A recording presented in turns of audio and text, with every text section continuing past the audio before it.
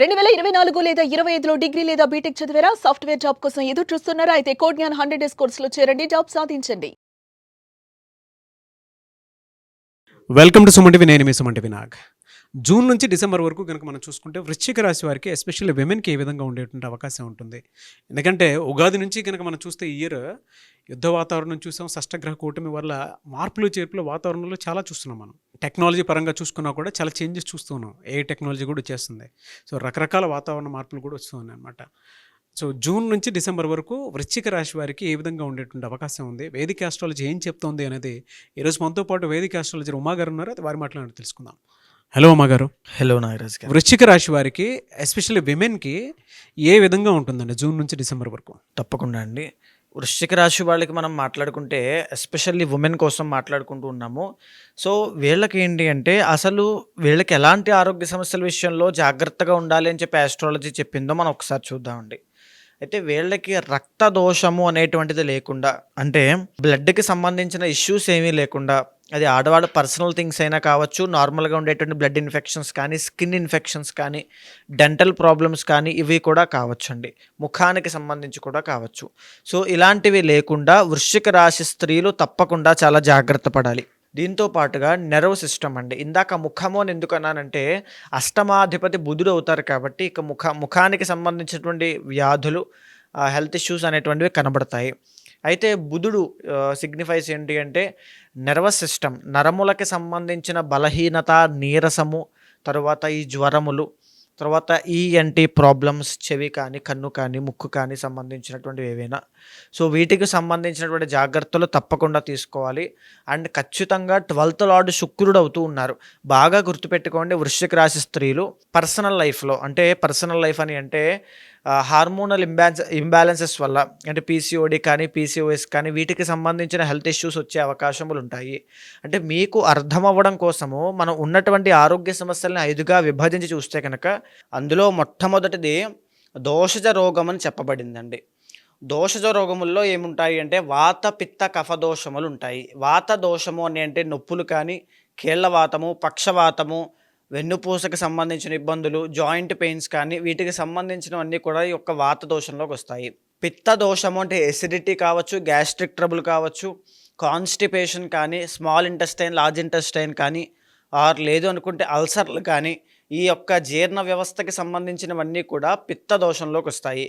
కఫ దోషము అంటే శ్లేష్మ రోగాదులు, లేకపోతే సైనస్ ప్రాబ్లమ్స్ కానీ, ఆస్తమా కానీ, బ్రీతింగ్ ప్రాబ్లమ్స్ కానీ, థ్రోట్ ఇన్ఫెక్షన్స్ కానీ, లేకపోతే ఈ తదితర సమస్యలు, జలుబు, దగ్గు ఇవన్నీ కూడా ఈ కఫ దోషంలోకి మనం పెడతాము. అయితే ముఖ్యంగా రెండవది ఏంటి అంటే ధాతుజ రోగములు. ధాతుజ రోగములు అంటే ఏమిటి అంటే హార్మోనల్ ఇంబ్యాలెన్సెస్ కానీ, టిష్యూస్ వల్ల వచ్చేటువంటి ఆరోగ్య సమస్యలు కానీ చెప్పొచ్చు. ఉదాహరణకి ఇన్సులిన్ అనేటువంటి హార్మోన్ మనం తీసుకుంటే కనుక దాని యొక్క ఇంబ్యాలెన్స్ వల్ల వచ్చేటువంటిది డయాబెటీస్ అనేటువంటిది వస్తుంది. థైరాయిడ్ అనేటువంటి హార్మోన్ ఇంబ్యాలెన్స్ అవ్వడం వల్ల సంతానానికి ఇబ్బంది కలుగుతుంది. ఈస్ట్రోజన్ హార్మోన్ ఇంబ్యాలెన్స్ అవ్వడం వల్ల ఫెర్టిలిటీ లేదా పర్సనల్ ప్రాబ్లమ్స్ అనేటువంటివి విమెన్కి ఎక్కువగా వస్తూ ఉంటాయి. ఇవి ధాతుజ రోగములని చెప్పచ్చు. నేటి తరము ఇప్పుడు ఉన్నటువంటి వాళ్ళందరూ కూడా ముఖ్యంగా ఇబ్బంది పడేటువంటిది ఈ ధాతుజ రోగముల విషయంలోనే. దీనికి ఆధిపత్యము శుక్రుడు వహిస్తూ ఉంటాడు. అయితే మూడవది మానసిక రోగము. ఇక్కడ రోగము అనేటువంటి పదం కన్నా మానసికంగా వాళ్ళు పడేటువంటి శ్రమ అని కూడా చెప్పచ్చు. ఎందుకంటే వాళ్ళ జీవితంలో పర్సనల్ లైఫ్లో ఉండొచ్చు, లేకపోతే ఆర్థిక సమస్యల కారణంగా వగైరా వగైరా ఏ కారణం చేతైనా సరే యాంగ్జైటీ కానీ, డిప్రెషన్ కానీ, ఓవర్ థింకింగ్ కానీ, నెగిటివ్ థింకింగ్ కానీ, లేకపోతే మానసిక క్షోభ, దుఃఖము అనేటువంటిది వెంటనే వస్తూ ఉంటాయి, తరచూ వస్తూ ఉంటాయి. దీన్ని మానసిక శ్రమగా మనం చెప్పవచ్చు. దీనికి ఆధిపత్యం చంద్రుడు, రాహు, కేతువులు వహిస్తూ ఉంటారు. లేదా చంద్ర శనుల యొక్క కాంబినేషన్, బుధుడు శని యొక్క కాంబినేషన్ ఈ యొక్క మానసిక శ్రమకి ఎక్కువగా ఇబ్బంది పెడుతూ ఉంటాయి. అయితే నాలుగవది ఏమిటి అంటే ఆగంతుజ రోగము అని ఉంటుంది. ఆగంతుజ రోగము అని అంటే ఏమిటి అంటే మనం ఫిజికల్గా, మెంటల్గా ఫిట్గా ఉన్నప్పటికీ కూడా బయట నుంచి వచ్చేటువంటి ఏ వైరల్ ఇన్ఫెక్షన్స్ కానీ, లేదా వేరే ప్లేస్కి వెళ్ళినప్పుడు అక్కడి నుంచి వచ్చేటువంటి ఆరోగ్య సమస్యలు కానీ మనం చూస్తుంటే ఆ ప్లేస్కి వెళ్ళిన తర్వాత ఆ వాటర్ పడకపోవడం, ఆ ప్లేస్ పడకపోవడం, అక్కడ గాలి పడకపోవడం వల్ల వచ్చినటువంటి సమస్యలు చాలామందికి ఇబ్బంది పెడుతూ ఉంటాయి. ఎగ్జాంపుల్ కరోనా వైరస్ కూడా బయట నుంచి వచ్చిన బ్యాక్టీరియా కాబట్టి. సో ఇలాంటి ఆరోగ్య సమస్యల వల్ల, అలాంటి యొక్క ఇబ్బంది వల్ల తన బాడీ అనేటువంటిది డ్యామేజ్ అవ్వడం, మెంటల్ హెల్త్ అనేటువంటి డ్యామేజ్ అవ్వడం చూస్తూ ఉంటాం. ఈ ఆగంతుజ రోగము దీనికి ఆధిపత్యం రాహు, శని వహిస్తూ ఉంటారు. అయితే 5వది కర్మజ రోగం అని ఉంటుందండి. కర్మజ రోగము అని అంటే ఏంటి అంటే కాన్జెనిటల్గా వచ్చేటువంటి ఆరోగ్య సమస్యలు అని చెప్పచ్చు. పుట్టడంతోనే కొంతమందికి కాళ్ళు చేతులు కొద్దిగా అవయవ లోపం అనేటువంటిది రావడమో, మాటలు సరిగ్గా రాకపోవడమో, ఐసైట్ అనేటువంటిది చిన్న వయసులోనే రావడమో, లేకపోతే డయాబెటీస్ అనేటువంటి చిన్న వయసులోనే రావడమో, సిహెచ్డి హార్ట్ ట్రబుల్ అనేటువంటి చిన్న వయసులోనే రావడం లాంటివి తదితరవ ఖచ్చితంగా మనం చూస్తూ ఉంటాం మన దగ్గరలో ఉండేటువంటి వాళ్ళకి. సో ఇవి కర్మజ రోగములు అని వ్యవహారంగా చెప్పబడతాయి. అయితే ఇవి కొంతమందికి మనం జాతకాల్లో బాల అరిష్టముల ద్వారా చూడొచ్చు, లేదా 8వ స్థానాన్ని బట్టి చూడొచ్చు, లగ్న బలం బట్టి మనం చూడొచ్చు, 12వ స్థానం బట్టి మనం చూడొచ్చు. అయితే ఈ కర్మజ రోగములు అయితే 5 అందరికీ ఉంటాయంటే కాదు. ఈ 5లో ఖచ్చితంగా ఏ రాశి వాళ్ళకి ఏముంటాయి అనేటువంటి విషయంలో మనం ఒక అర్థవంతంగా అర్థం అవ్వడం కోసం ఏంటి అంటే ఈ 5 మనం చెప్పుకున్నాము. ఈ 5లో కనుక మనం చూసుకుంటే వృశ్చిక రాశి వారికి జూన్ నుంచి డిసెంబర్ వరకు ఏదైనా గోచర రీత్యా ఉండేటువంటి అవకాశం ఉంటుందా? ఏ విధంగా ఉంటుందన్న? తప్పకుండా అండి. ఇక్కడ ఏమిటి అంటే నాగరాజు గారు, ఈ 5లో 5 ఉంటాయని కాదండి. ఖచ్చితంగా వీళ్ళకి మేజర్గా ఉండేటువంటిది ఏంటి అంటే ధాతుజ రోగములు. మనం చెప్పుకున్న దాంట్లో శుక్రుడు ఆధిపత్యాన్ని వహిస్తుంటారు ధాతుజ రోగములకి.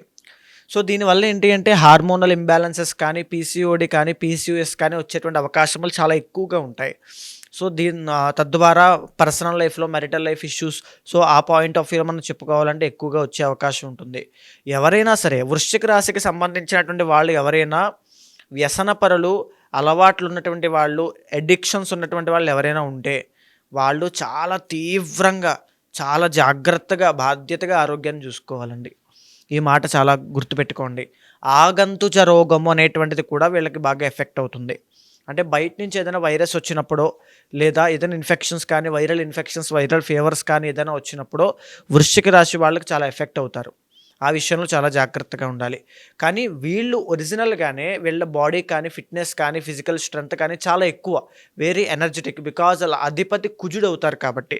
కానీ బయట నుంచి వచ్చేటువంటి ఆరోగ్య సమస్యల వల్ల చాలా ఎఫెక్ట్ అవుతారు. తరువాత గురుబలం అనేటువంటిది పర్సనల్ చార్ట్లో లేకపోతే, రవి బలం అనేటువంటిది లేకపోతే సన్నగా ఉండాల్సినటువంటి వీళ్ళు చాలా లావుగా అయిపోవడము, సో ఆ వెయిట్ గెయిన్ వల్ల వచ్చేటువంటి ఇష్యూస్ కానీ, డయాబెటీస్ కానీ, వీటికి సంబంధించిన ఇష్యూస్ అన్నీ కూడా వృశ్చిక రాశి స్త్రీలు ఫేస్ చేసే అవకాశం చాలా ఎక్కువగా ఉంటుంది. సో డయాబెటీస్ విషయంలో కూడా చాలా జాగ్రత్తగా ఉండండి అమ్మా. మీ పర్సనల్ చార్ట్లో రవి బలము అనేటువంటిది ఉండాలి. ఒకవేళ రవి బలం తక్కువగా ఉంటే లావుగా అవ్వడం, సడన్గా ఏదైనా అది మీరు ట్రీట్మెంట్ తీసుకున్న తర్వాత, మెడికేషన్ వాడిన తర్వాత లావుగా అయిపోవడం, గురుబలం లేకపోతే తొందరగా డయాబెటీస్ రావడం, కుజబలం లేకపోతే కనుక ఈ పీసీఓడి కానీ, ఓవర్ బ్లీడింగ్ కానీ, మెన్స్ట్రువల్ సైకిల్స్లో ఇబ్బందులు రావడం, చంద్రబలం లేకపోతే గ్యాస్ట్రిక్స్ ట్రబుల్స్ అనేటువంటివి రావడము, ఇంకా ఈ సైనస్ ప్రాబ్లమ్స్ అవి కూడా ఈ చంద్రబలం లేకపోవడం వల్లే వస్తాయి. మానసిక ఒత్తిడి అవన్నీ కూడా పెరిగిపోతాయి. మేజర్గా నేను మీకు ఇచ్చేటువంటి సలహా ఏమిటి అంటే ప్రతిరోజు కూడా కనకధారా స్తోత్రము అని చెప్పబడేటువంటి అమ్మవారి యొక్క స్తోత్రాన్ని చదవండి, లేదా అట్లీస్ట్ వినండి. ఆ యొక్క మంత్రం యొక్క వైబ్రేషన్స్ వల్ల శుక్రబలము అనేటువంటిది పెరుగుతుందండి. శుక్రబలం పెరిగితే పీసీఓడి కానీ, పీసీఓఎస్ కానీ సమస్యలు తగ్గుతాయి. ఇంకా తీవ్రంగా పర్సనల్ ప్రాబ్లమ్స్ ఉన్నాయనుకునేటువంటి వాళ్ళు సుబ్రహ్మణ్య స్వామి ఆలయానికి వెళ్ళి దర్శనం చేసుకోవాలి, లేదా సుబ్రహ్మణ్య కరావలంబ స్తోత్రాన్ని పారాయణ చేసినా ఖచ్చితంగా ఈ పీసీఓడి కానీ, పర్సనల్ ప్రాబ్లమ్స్ కానీ అన్నీ తగ్గుతాయి. వృశ్చిక రాశి వారికి జూన్ నుంచి డిసెంబర్ వరకు ఎలా ఉండే అవకాశం ఉంటుందండి?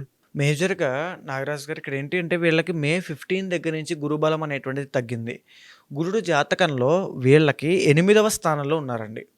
8వ స్థానము. సో దీనివల్ల ఏంటంటే ఈ అక్టోబర్ వరకు కూడా హెల్త్ ఇష్యూస్ విషయంలో చాలా జాగ్రత్తగా ఉండాలి ఖచ్చితంగా. అంటే ఉన్నటువంటి ఆరోగ్య సమస్యలు కూడా మందులు వాడినా, ట్రీట్మెంట్ తీసుకున్నా, మెడికేషన్ తీసుకుంటున్నా, సో ఎంత ట్రై చేసినా ఆరోగ్య సమస్యలు తగ్గకపోవడం, సో దానివల్ల ఫేస్ చేసేటువంటి మానసిక ఒత్తిడి, లేకపోతే ఫైనాన్షియల్ ప్రాబ్లమ్స్ వల్ల వీళ్ళు ఫేస్ చేసేటువంటి మానసిక ఒత్తిడి, ఇవన్నీ కూడా ఈ అక్టోబర్ వరకు వీళ్ళు చూసే అవకాశాలు చాలా ఎక్కువ ఉంటాయి. సో డైలీ మీరు మానకుండా శివాలయానికి వెళ్ళి నమస్కారం చేస్తే గురుబలం అనేటువంటిది పెరుగుతుంది. ఖచ్చితంగా ఆ గురుబలం పెరిగితే మీకు మంచి ట్రీట్మెంట్ దొరుకుతుంది, ఆరోగ్య సమస్యలు తగ్గుతాయి, ఆర్థిక సమస్య నుంచి బయటపడతారు. అయితే చాలామంది ఎలానంటే ఇప్పుడు ఎలాగో గోచార రీత్యా మీరు చెప్పినటువంటి మార్పులు చేర్పుల ప్రకారం కనుక మనం చూస్తే వాళ్ళకు ఉండేటువంటి కాన్సిక్వెన్సెస్ ఏ విధంగా ఉంటాయో ఒక క్లారిటీ ఉంది. అంటే ఫర్దర్గా ఏ విధంగా ఉండొచ్చు అనేటువంటి దాన్ని. బట్ అందరికీ ఆ విధంగానే ఉండాలి అనేటువంటి గ్యారంటీ అయితే లేదు. సో పర్సనల్ చాట్ని బట్టి ట్రూ ప్రెడిక్షన్ వెళ్ళాలి అనుకున్నటువంటి వాళ్ళు ఉన్నారు, జాగ్రత్త పడాలి అనుకున్నటువంటి వాళ్ళు. మిమ్మల్ని అప్రోచ్ అవ్వాలంటే ప్రాసెస్ ఏంటి సార్? తప్పకుండా అండి. ఇక్కడ మనం మాట్లాడుకునేటువంటి అంశాలన్నీ కూడా గోచారానికి సంబంధించేటువంటి అంశాలండి. అంటే కొంతమందికి నా ఎక్స్‌పీరియన్స్‌లో కానీ, నా దగ్గరికి వచ్చేటువంటి వాళ్ళకి కానీ చూస్తే కనుక ఇప్పుడున్నటువంటి టీనేజర్స్ కానీ, యూత్ కానీ, లేదనుకుంటే ఎవరైనా సరే మేజర్‌గా ఇబ్బంది పడేటువంటివి 2 సమస్యలండి. ఒకటి ధాతుజ రోగములు అండ్ ఇంకొకటి మానసిక రోగము. అంటే ఏంటి అంటే ఈ వర్క్ స్ట్రెస్ అనేటువంటిది తట్టుకోలేకపోవడం వల్ల వచ్చేటువంటి టెన్షన్‌లు, యాంగ్జైటీ, డిప్రెషన్. తర్వాత చిన్న సిట్యుయేషన్ కూడా హ్యాండిల్ చేయలేకపోవడము. ఇంకోటి చెప్పాలి అంటే హార్మోనల్ ఇంబాలెన్సెస్ వల్ల ఫెర్టిలిటీ ప్రాబ్లమ్స్. అది మెన్ ఆర్ ఉమెన్ అందరికీ కూడా.